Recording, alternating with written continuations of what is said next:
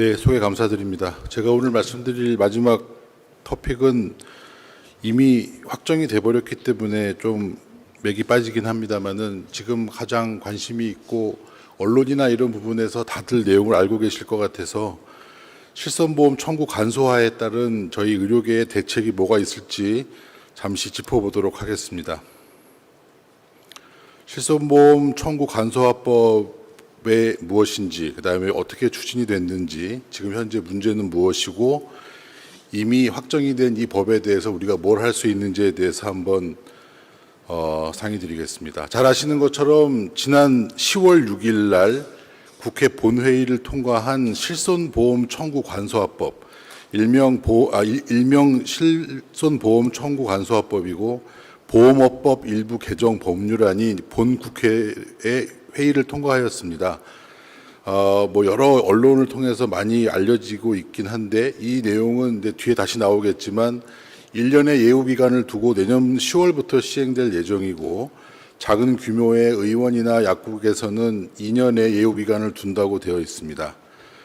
실손보험이 무엇인지는 잘 아시는 것처럼 이 질병이나 상해로 의료기관에서 의료 치료를 받은 보험 가입자에게 실제 발생한 의료비를 지급하는 보험 상품입니다. 부담금과 비급여 항목 중 일부를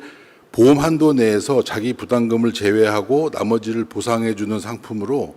아시는 것처럼 저희 나라의 그 국민건강보험이 체제 하에서 제2의 국민건강보험으로 인식이 되고 있고 보충형 보험으로 많은 국민들이 이 실손보험을 가지고 있는 현실입니다. 실제 현재 실손의료보험의 그 규모를 보면 가입자 수가 4천만 명을 넘어서고 있고 재정 규모는 25조에 해당합니다. 감이 안 오시겠지만 1963년에 제정된 국민건강보험이 70년도에 전 국민으로 강제 확대되면서 2021년 당시 규모가 93조인 것을 감안해 보면 현재 25조의 실비보험, 의료보험은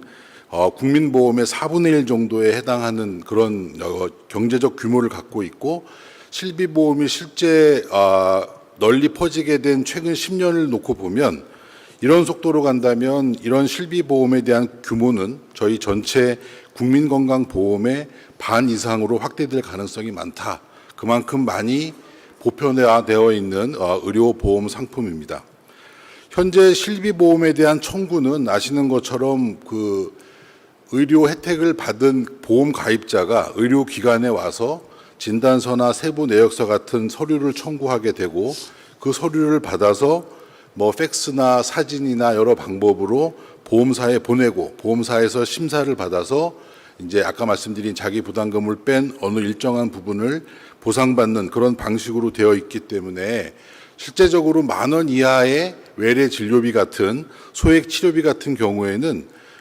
이런 그 불편함 때문에 청구를 안 하고 있는 경우가 많고 그것 때문에 보험사에서는 반사적인 이익을 얻고 있다. 이렇게 평가를 하고 있는 상황이긴 합니다. 하지만 이 법안이 지금 이제 통과가 되면서 개정 후에는 아시는 것처럼 보험 계약자나 혹은 피보험자가 의료기관에 요청을 하면 의료기관은 이 관련된 서류를 전자적인 형태로 보험회사에 전송하는 방식으로 강제되게 됩니다. 그래서 이러한 업무를 직접 저희가 하기에는 부당하다는 의견들을 많이 제출했기 때문에 그런 해당 업무를 담당하는 중개기관, 전송 대행기관이 이러한 정보를 전송하는 것을 시행하는 거가 이 법안의 주 골자가 되겠습니다. 이 실손보험 청구 간소화법이 아까 말씀드린 것처럼 이제 지난 10월 6일 날 국회 본회의를 통과했기 때문에 공표 1년 예우 기간 후인 내년 10월부터 시행될 예정이고 30병상 이하의 규모가 작은 의원이나 약국의 경우에는 2년까지의 유예 기간을 둬서 2025년 10월부터 시행될 예정으로 되어 있습니다.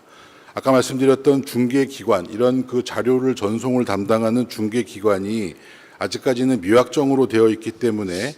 의료보험심사평가원이나 또는 보험개발원이 거론되고 있지만 뭐 일부 언론을 보신 분들도 계시겠습니다마는 건강보험심사평가원이 환자에 대한 정보를 저희가 보내는 정보 이외에 다른 정보까지 갖게 되는 그런 위험성 때문에 재차 부당함을 주장을 하고, 지금까지의 논의 사항에서는 심평원은 뭐 배제되었다, 뭐 이런 언론의 보도도 있습니다만 아직까지는 미확정으로 열려 있는 상태고, 빠르면 올해 안으로 이런 중개 기관이 결정될 예정입니다. 이 실비 의료보험 청구가 미지급되고 있는 액수가 많다. 아까 말씀하신 25조 원이라는 큰 규모 중에 최근 3년을 보면 약 2,500억에서 3,000억 정도의 실손 의료비가 미청구로 남아 있는 이런 부분들이 있기 때문에, 이런 부분들이 그 의료 혜택을 받는 환자 입장에서는 부당하다. 그런 것들을 조금 더 간소하게 편리하게 도와주자라는 것이 추진 배경으로 알려져 있습니다마는, 아시는 것처럼 지금 대학병원이나 3차 병원, 큰 병원 같은 경우에는 실손 보험 빠른 청구 뭐 이런 것들을 통해서 가입자가 선택한 서류만 제한적으로 보험회사에 보내는 그런 시스템이 이미 운영되고 있음에도 불구하고 이러한 실손 보험 청구 간소화 법이 진행된 것은 심히 유감이 아닐 수 없다라는 것이 전반적인 의료계의 평가입니다. 추진 과정을 보면 2009년도에 말씀드렸던 미신청 지급앱에 대한 부당성 때문에 국민권익위원회가 소비자 편익 증진을 위해서 이 청구 간소화를 권고를 했고, 당시 2009년도에 법안까지 제출이 되었지만 아시는 것처럼 의료계의 강한 반발로 무산되었고, 그 이후로 약 10여 년 동안 많은 그 산발적인 논의, 회의가 있었습니다마는 2020년에 들어서 일괄적으로 여러 명의 그 국회의원들이 법안 개정안을 발의하면서 다시 수면 위로 떠오르게 됩니다. 그래서 이 2021년까지의 법안을 보면 좀 저희가 이해하기 어렵지만, 이러한 아까 말씀드렸던 환자의 요청에 따라 요양기관은 요구하는 서류에 대해서 강제적으로 뭐 각 그 법안에 따라 중간에 나오는 의료기관이 뭐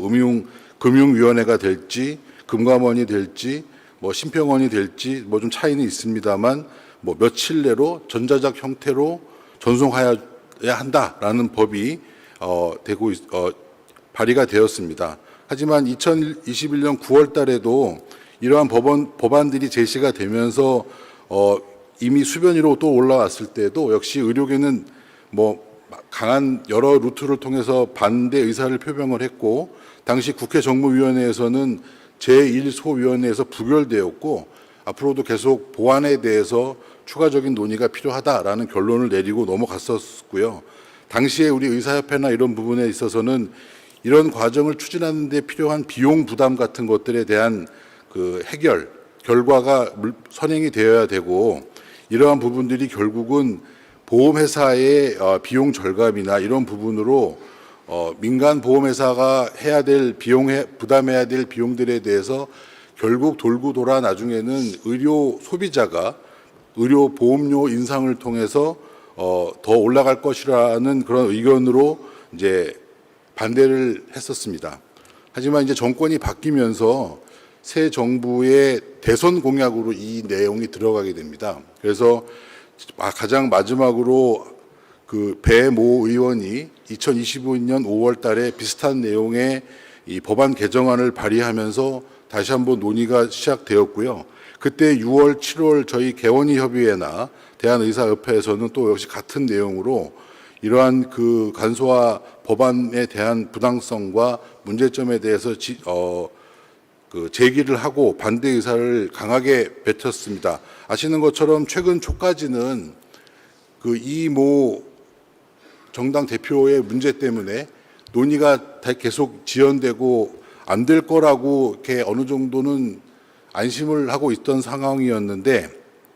지난 6월 15일 날 이 일부 개정 보험업법 안이 국회 정무 전체 회의를 통과하게 되었고, 9월 21일 날 법사위 통과, 10월 6일 날 본회의를 통과해서 아까 말씀드린 그런 예우 기간을 거쳐서 어쨌든 지금 현실로서는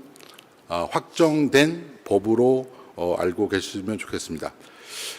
아까 말씀드린 그 결정이 안 된 여러 문제가 있기 때문에 지금 그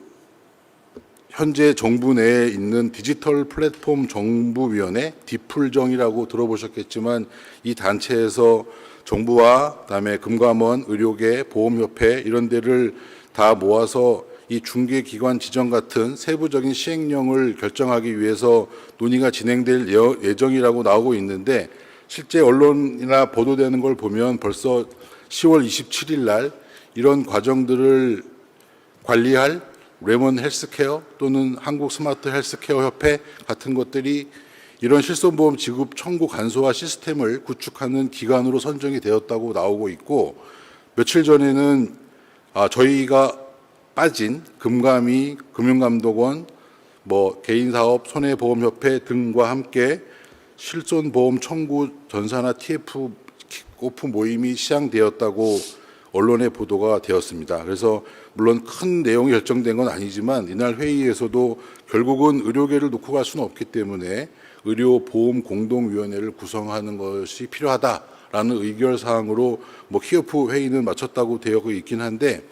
그런 지금 가시적으로 진행이 되고 있는 그런 법안입니다. 그래서 이제 지금부터 볼 것은 이 법이 문제가 뭐냐 하는 것은 다 예상하시는 거겠지만 크게는 민간 보험사나 그 보험 혜택을 받는 피보험자 간에 해결돼야 하는 사적인 어떤 그 서류 프로세스가 이런 요양기관의 보험금 관련 서류 같은 그 요청이나 집행이 저희 의료기관에 전가될 위험성이 많이 있다는 거고요. 또 하나는 법으로 금지되어 있는 환자 진료 정보 유출에 대한 위험성이 무시되고 있는 부분들이 또 하나의 큰 문제로 대두되고 있습니다. 그리고 또 한 가지 중요한 것은 저희의 요청에 의해서 중개기관이라는 어떤 형식이 포함되긴 했지만 거기에 거론되고 있는 심평원이나 이런 법률위원회는 공기업으로서 이런 공기관에서 이런 그 실비보험에 대한 그 정산 과정에 관여한다는 것이 법적 정보기관의 롤에 맞지 않다. 이런 것들이 지금 제일 큰 문제로 대두되고 있습니다. 저희 쪽에서 보는 문제점을 좀 짚어보면 말씀드린 것처럼 이 보험업법 개정안이 지금 말씀드린 의료법, 약사법과 충돌이 된다는 건데요. 그 세부 내용을 보면 모든 법안에서 마찬가지지만 저희 알고 계시는 의료법 21조 또는 약사법 30조, 그러니까 이 얘기는 그 본인의 동의 없이 자기의 의무 기록을 오픈할 수 없다, 전달할 수 없다라는 그런 법이 분명히 있음에도 불구하고 이 법안 내용에 보면 이런 절대적인 어떤 법안에도 불구하고 정당한 사유가 없으면 요청에 따라야 한다라는 좀 앞뒤가 안 맞는 어떤 조문들이 지금 각 법안에 들어가 있습니다. 그래서 이런 부분 때문에 저희 의료계에서는 그 기존에 있는 법과의 충돌 문제에 대해서 위헌 소송을 준비하고 있다고 알고 있습니다. 또 한 가지는 여기 나오고 있는 정당한 사유라는 것이 애매한데 향후 회의를 통해서 대통령령으로 규정될 이 거부할 수 있는 정당한 사유, 이게 어떤 식으로 이제 채택이 되거나 구성되냐에 따라서 아마 이 법안에 대한 실제적인 효율이 달라질 거라고 평가를 하는데 이런 그 사유들이 결정되는 어떤 회의나 이런 모임에서 강력하게 그 전송을 거부할 수 있는 그런 사안들에 대한 결정, 논의가 앞으로 중요한 문제라고 판단이 됩니다. 지금 저희 그 수술방 CCTV 녹화에 저희가 거부할 수 있는 여러 가지 사안들이 있는 것 때문에 실제적으로 법 개정은 되었습니다마는 아직은 그렇게 활발하게 적용이 되지 않고 있는 것처럼 저희가 지금 할 수 있는 그런 부분들은 이런 부분들에 대한 어떤 적극적인 참여와 의견 제시가 필요하다고 생각합니다. 당연히 저희 의료계에서는 볼 때 이런 것들이 전반적으로 악의가 있다고 판단이 되는 거죠. 보험사 입장에서는 질병이 많은 환자에 대한 정보를 얻게 되면 그런 사람들은 추가 보험에 가입을 거부한다거나 또는 어떤 특정 병이 있는 환자들에 대해서 거기에 필요한